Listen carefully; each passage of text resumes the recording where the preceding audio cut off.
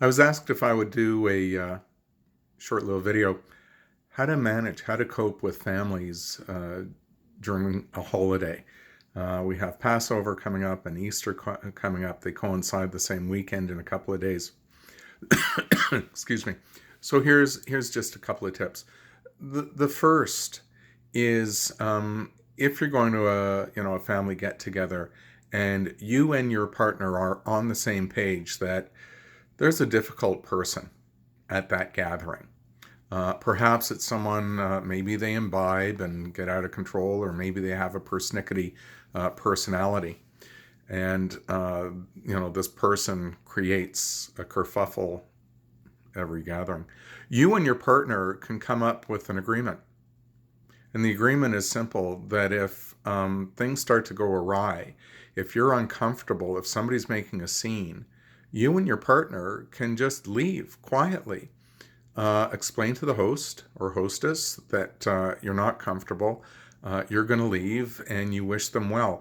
And you do that as unobtrusively as possible. You're not looking to make a scene. You're not even looking to make a statement. You're just saying, we're just not comfortable with this. We're going to go, and we'll speak to you later. If you and your partner have a kind of a code, a safe word that you can use, whatever it may be, bubblegum, but you both understand, and the agreement is neither is going to question the other on the calling of that safe word. The agreement has to be, if the safe word is used, that's the plan. Other things to consider. Yourself, stay sober. Don't drink. If you're going to be in a context where things can get out of hand, you need to have your wits about you. The third thing to do is you always got to keep your calm. You have to manage being provoked. And certainly, there can be so many reasons for us to feel triggered. It doesn't have to be somebody loud, obnoxious, out of control. It could be somebody who's being snide, who's gaslighting, who's more insidious in their tone or approach or what they have to say, knowing that they're going to get your goat. So as you manage your trigger, again, it's certainly reasonable to say, myself or with my partner, this just isn't working for me this year. I've been made to feel uncomfortable, and we wish you well. Alternately, should you choose to stay, the challenge is to not engage.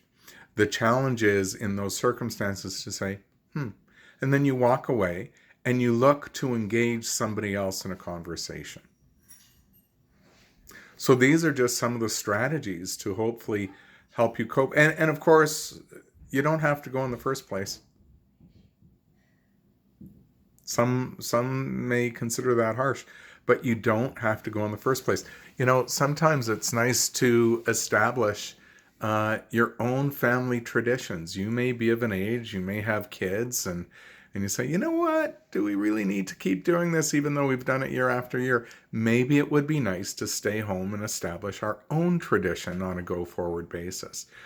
Families change, traditions change. And yeah, there can be some pushback to that. The challenge is being able to withstand that pushback. So the holiday weekend is upon us, and I do wish everyone a happy Easter, a happy Passover, and that it be peaceful. And, if you're concerned that it is not peaceful, hopefully some of these strategies will help you get through. I'm Gary Dierenfeld. I'm a social worker. My website, if you need counseling, www.yoursocialworker.com. I kind of have a unique approach to counseling. When I set a first appointment, I actually set aside a 3-hour chunk of time so that we actually have time to chat and for me to ask a whole bunch of questions to help unpack why you're sitting in front of me. And then I use actually a lot. Then I will actually provide my views, my opinion, and some guidance to help manage the situation for which you called. Hopefully this is helpful to you. Take care. Bye now.